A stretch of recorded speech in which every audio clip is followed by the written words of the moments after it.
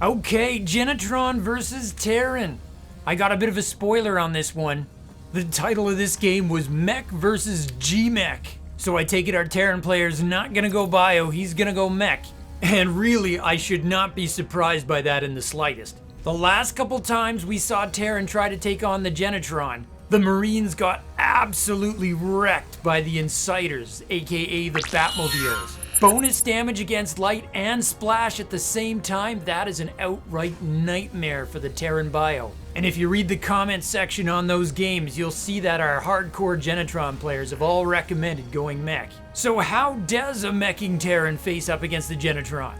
And that's a big question for me because the Genitron is definitely in flux right now. Not only does Genitron now have the Protoss-style give-and-go building, it's actually got 2 new units, or 2 entirely revamped units if you prefer. The Blaze is now gone, replaced by something called the Fixer. Hopefully we'll get to see that today. And don't worry, it's still got that fan-favorite speed cloak ability. And the Equalizer's got a whole new look. It's still anti-armor, but now it's faster and it hits air. The neglected Aquila got a facelift as well. Maybe we'll start to see that in play a bit more. Okay, first thing to note is our Terran player Sigmar has elected not to wall off. He's gone for an econ build. And he's not scouting with an SCV, unlike Bercik, who has sent it. Oh, he's hiding it. I better get those intros in just in case this gets interesting. If you scramble the letters in our Terran player's name, you get Grams or ageism, but we know him as Sigmar! Okay, so Sigmar is actually making a Reaper. That's definitely not mech, but it does explain his scouting plans. It's a variation on the Reaper expand. Both our players are expanding, and that includes our Genitron player, and if we scramble the letters in his name, we get Bicker, which means to fight, because he's Bercik! So I actually thought Bercik was going to go for the Genitron version of the Cannon Rush, with that hiding ACR, but he hasn't made an outfitting station, so he can't actually make any repulsors. So instead we'll see if Sigmar can get anything done with his Reaper harass. He's using a very sexy skin on his Terran. The Reaper looks just a little bit extra cooler. Bercik has 2 Spitfires to defend somewhere, but they're a bit out of position. Oh, Reaper wastes his opening shots on that gas geyser. He corrects himself. And a perfect grenade bounces those Spitfires. Can the Reaper escape? Yes, he makes it to the Reaper door. No kills. But what's interesting is that Sigmar has made a second Reaper. Spitfires are gonna guard the Reaper door. That means the natural is potentially exposed. But there's not a lot there to protect just yet. There's a Blitzer in production now. They got a remake as well. They're cheaper, they hit harder, but they have less range. Oh, there's that factory. The biggest change to the Blitzer is probably that its supercharge now has an energy cost instead of a cooldown. Sigmar's linked up as 2 Reapers. We're gonna have to keep an eye on that. Oh, and the Blitzer also has a new ability whereupon it gets a speed boost. It's called Overdrive, but hold that thought. The Reapers are sneaking in. They're going around the outside. There's 2 ACRs to pick off. They get a bounce on that Blitzer. Then they go to work on the ACRs and they get the first blood. Can Bercik get some revenge or will the Reapers escape again? They're too fast. But I totally missed that Bercik is going for the Cannon Rush after all. He did build that outfitting station. And now a pair of repulsors are going to be able to control that mineral line. There's no SCV pull. The only good news for Sigmar is he does have a factory done. I think he has to have a tank to deal with this. Does he have the tech lab? He does. That's actually a second reason why it's good to go mech against Genitron. Otherwise a repulsor / cannon rush could be game ending. There we go. There is a tank in production. Looks like he thought about trying to kill that ACR with the SCVs, but he thought better of it once the repulsor lift started killing him. He's now done a full pull of his workers. Sigmar is surrendering his natural, and we're gonna see that have an effect on his income. Bercik planting down a 3rd repulsor, this one even closer to that orbital. The question is, does Sigmar know the proper distance to put his tank? If he rolls it in too close, he's gonna lose it. If he sets it back too far, it's not gonna do anything. He's dropping mules to try to make up for that lost income. He's also moving up his Marines. I don't know if that's a good idea. Oh, just perfect tank positioning. And the Marines find a way to make themselves useful. They force a cancel on the repulsor that wasn't finished. And it looks like to be a terrific hold by our Terran player. Definitely economic damage was done here, but Bercik also had an investment. Please tell me you're going to repair that orbital, and he already is. Sigmar is ahead of me as usual. And as the Reapers were cleaned up as well, we kind of have a bit of a reset here. Terran investing in Banshees with Cloak.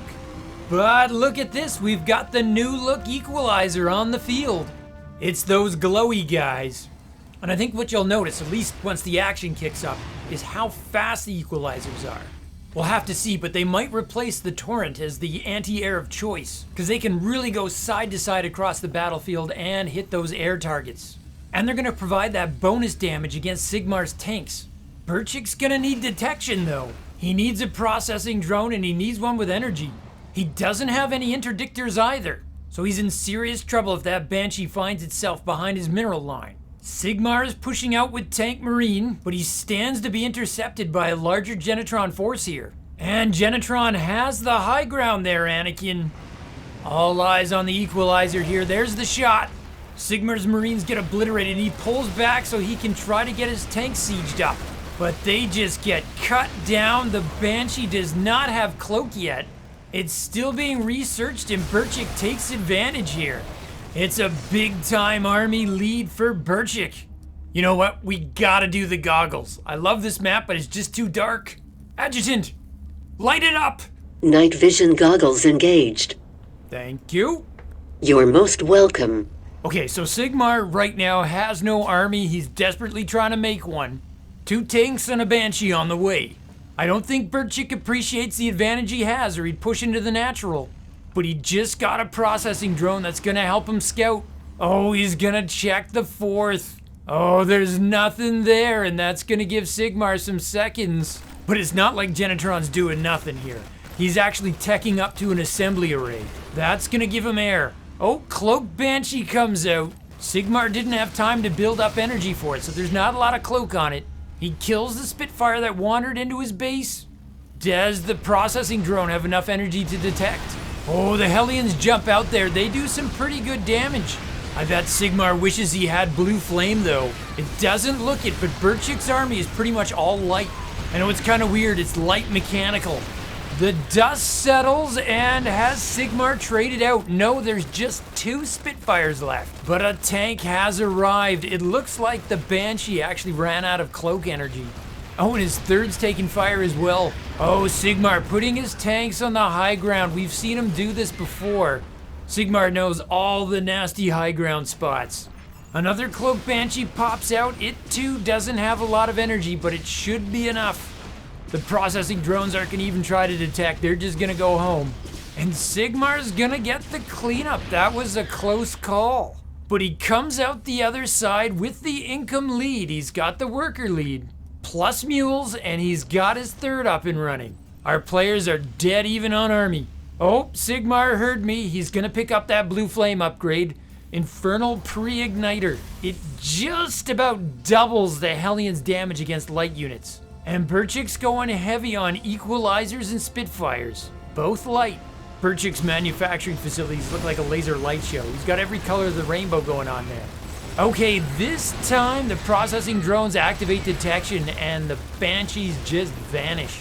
The Equalizers and the Blitzers just knock them right out of the sky. There's a medevac that's managed to hang around though.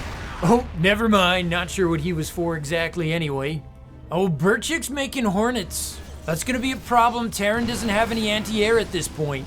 It wouldn't be hard for him to produce Cyclones, but he doesn't have any on hand right now. I love that Bercik's adding in the Spitfires. What that does is it prevents the Hellions from being the easy answer here. Oh, Hornet arrives. It's just gonna feast. He should actually go for those high ground tanks. They're super valuable to Sigmar. I know he wants to kill workers and he needs to. He's behind on worker count. But a high ground tank is so valuable. It's like a chess piece in the middle of the board. It's just exponential. There, Sigmar cleans up everything, but he can't clean up the Hornet, and another one's arrived. He had a Banshee clogging up his starport. Now he's making a Viking. That can be his Hornet killer, but it's 30 seconds away. Oh, he's also making Thors. That'll work too. That's an expensive solution, but why not? Sigmar's making workers 3 at a time to try to neutralize what the Hornets are doing to him. You can see there that Genitron is being much more efficient. Well, I exaggerate. Let's say somewhat more efficient. Oh, Thor is here. He gets out before the Viking, and that's gonna chase off the Hornets. No, there's some parting shots involved here. Okay, another thing to take note of here is that Bercik has +2 attack. Sigmar's just finished his double armory and he started his +1/+1. But there's no doubt about it, Terran is behind. On upgrades, that is. On everything else, he's equal or ahead. Bercik's Hornets link up with his army. Look at the number of equalizers in there. They're gonna be great against the Thors, they're gonna be useful against the Vikings and the Banshees. They're vulnerable to the Hellions, but Sigmar's busy making other stuff.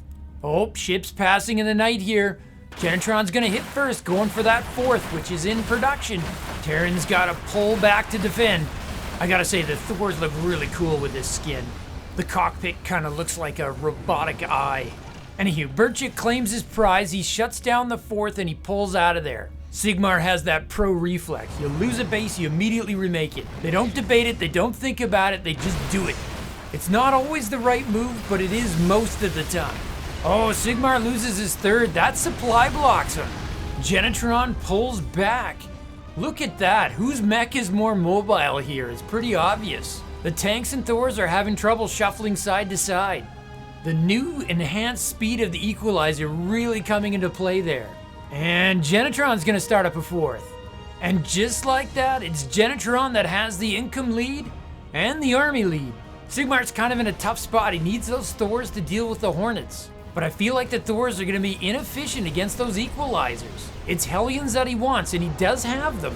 But I see his conundrum. He can't go pure Hellion. Bercik's already shown he's prepared to add in Blitzers. So yeah, Terran Mech versus Genitron is going to be an interesting matchup, and one we're going to have to learn. Bercik has a 2nd outfitting station. That means he can go double upgrades as well. And his army, where is it? There it is. It's looking pretty scary. That is just a truckload of bonus damage versus armor, and it is so mobile. Keep in mind though, it's far from indestructible. Those Equalizers have 135 hit points. Bercik kills the 4th again. Another supply block. It's the bright blue haze of death. Sigmar tries to chase him away, but Bercik knows he can just turn and fight. Sigmar floats over a spare command center. He's gotta get that economy up. He's not doing bad, he just can't sustain being behind this long to Genitron. Genitron's 4th is only half saturated at this point. Once that gets up to full, the situation for Terran becomes that much more dire. Sigmar making new command centers 3 at a time. 1 to mine with, 1 to get him out of supply debt, and 1 to donate to destruction.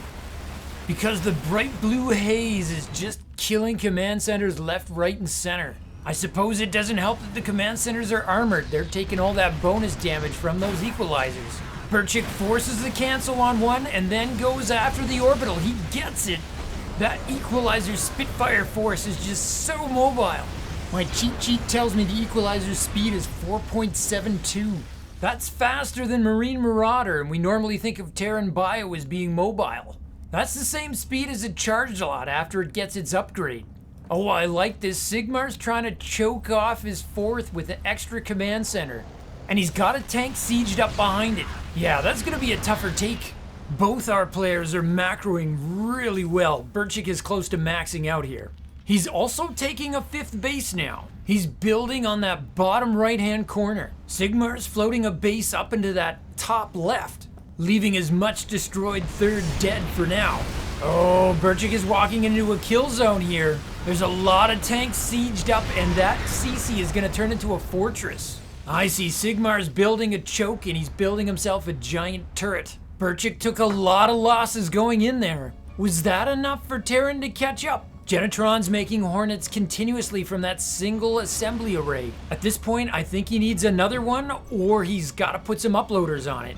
Bercik says, I don't care, my mobile mech is getting it done. Oh, he's heading for that kill zone again. At this point, that fortress is done and it's even worse. Ooh, Bercik donates away a big chunk of his army. Sigmar with the supply lead. He has the worker lead. And with mules, he's actually out mining Bercik now. What he needs though is to finally secure his bases. He's about to go up to 5, though his main is getting mined out. Both our players pretty close to maxed out. Bercik decides to stay away from that kill zone. He goes for the top bases instead. That top left base is a fortress, but it's otherwise undefended. There's the hug. But the hug had insufficient love in the face of all that equalizer damage. Sigmar will now have to fight his way up his own ramp. A ton of tanks sieging up. That is so much splash. Genitron erases the tanks. Terran chases him away, but oh, does he pay a price. Weren't these like maxed out armies 2 seconds ago? That was an important base though. Bercik now has almost double the income. And he's adding 2 more assembly arrays. Perhaps we will have that air transition. I don't know though, he's gotta be addicted to these equalizers though at this point. Who doesn't like that blue glowy feeling as you roll into your opponent's base and turn it into mud? The Thors are discussing it. They need another kill zone like they've set up at the bottom of the map. Terran at this point is really down to 3 functioning bases. His main is completely dry. Sigmar responds by trying to rebuild his tank count. Terran is doing this off of 5 factories. Oh, we've got a kerfuffle in the middle of the map here. Terran's happy to be fighting somewhere other than his base. They trade heavily once again, and it's Bercik decides he's gonna pull back. He knows he's getting his best results when he hits the Terran before the Terran can get into position. Another spare orbital on hand for Sigmar. His ability to replenish his bases has been nothing short of amazing. Oh, it looks like Genitron walked into the Terran army unsuspecting there. He took heavy damage, but he may have enough to punch through anyway. Who's got this? Both armies just get liquidated. But it looks like Genitron has got a little bit more left. He's driven to the bottom of the map. He doesn't want to take on that fortress though. And thanks to that fresh base and the magic of mules, it's Sigmar who has the income lead once more. And he's gonna spend it by trying to power up his production. He's adding 2 more starports and another factory. That's gonna take him up to 6. Genitron making Spitfires 9 at a time. I wanna see what he's gonna do with those assembly arrays. Yeah, Bercik's got 5 manufacturers that are free from uploaders. Their sole function is to help him deal with those extra minerals he has. Convert them into machines he can put on the front. I think this is the first pause in action we've had this game. Bercik is taking his foot off the gas, and that just might give Terran an opportunity to stabilize. Sigmar's got 94 workers. He's sucking up almost 4,000 minerals a minute, and he's now making Thors 4 at a time. That's pretty crazy when you think about it. Oh, but here's what Genitron is up to. He started an analysis terminal. That's what unlocks the Badger. And he's just put shiny new uploaders on his assembly arrays. As we've seen before, Badgers can lay waste to everything on the ground. They just rain death from above. So we'll have to see, but I'm kind of thinking what this is going to shape up to be is Thors versus Badgers. That's a matchup I haven't seen before. Oh, Bercik needed rally points for those manufacturers. Here come those delinquent Spitfires. Oh, Sigmar taking a base in that top left. Break time might be over. Here comes Bercik once again. He's targeting a base. The glowing blue wave of death swoops in here. There's nothing but an undefended orbital. The Thors are coming, but they're doing a pretty slow march. Both players are maxed out. Bercik's happy to trade here. He needs supply room if he's gonna make those Badgers. Sigmar is gonna get the high ground this time, and he's gonna make the Genitron pay for taking that base. Bercik flees his army north, which means he's gonna find the brand new base. That's fortunate. He prevents that from getting built. If that was intentional, that was very smart, but that may have been luck. These guys are practice partners. They do know how each other operate. Oh, do we have an interception here? Is Terran gonna be able to cut him off? No. Maybe he can get some Spitfires hanging in the back. I think Sigmar's figured out that once his base expands to a certain size, he's just not mobile enough to defend it all. The solution, now that he's maxed out, may be to attack. Force his opponent to deal with his army. Oh, first Badger's on the scene. Both our players have remaxed here. Can Sigmar get his tank sieged up? He needs a good engagement. He might be waiting for his +3/+3 to finish. It's only seconds away at this point. There's an opportunity for the Terran to get on top of the Genitron production here. Oh, Bercik's actually made a Jupiter. That's that napalm bomber. He sends it, but it just gets melted by the Thors. Here's the clash. Max armies, siege tanks are in position. The Badgers are getting focused down. They're gone. The Vikings dealt with the Badgers. The tanks unsiege and push forward. Bercik's supply drops 90. He's looking to rebuild with more Badgers, but his assembly arrays are dangerously close to the battlefield. Sigmar, though, is going for the economy. He lands his Vikings and starts killing workers. For the first time in this game, Terran is in a truly dominant position. Bercik has no army. He is letting his bases get sacked so he can get himself a new one. Yes, he's trying to set up a staging area just outside his natural. If Sigmar could see what we could see, he could shut him down right now. But instead, he's going to content himself by going on an expansion tour here. You can't blame him. 2 Badgers out, 2 more on the way. Sigmar, though, is making Vikings 3 at a time. The Vikings were very good against the Badger in the last fight. Badgers are not so great as anti-air weapons. Terran starts a +1 air attack. He's got his +3 attack for his vehicles, and the +3 armor's about to finish.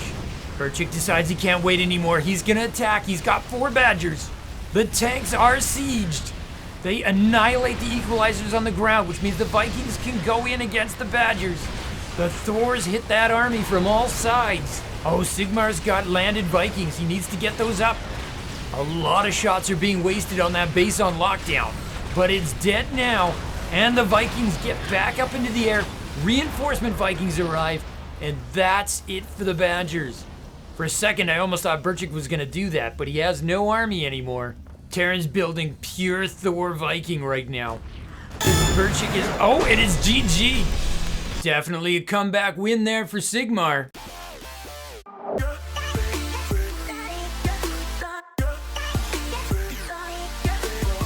He really earned that one. Okay, fun game. And we got a good look at the new Equalizer. Methinks we're gonna see a lot of it. What's not to like? Fast, hits air and ground, great anti-armor damage. And what makes it interesting is that it's best countered by something that hits light. For Terran, that was the Blue Flame Hellion, and it looked to me like they were really struggling to fill that function in this game.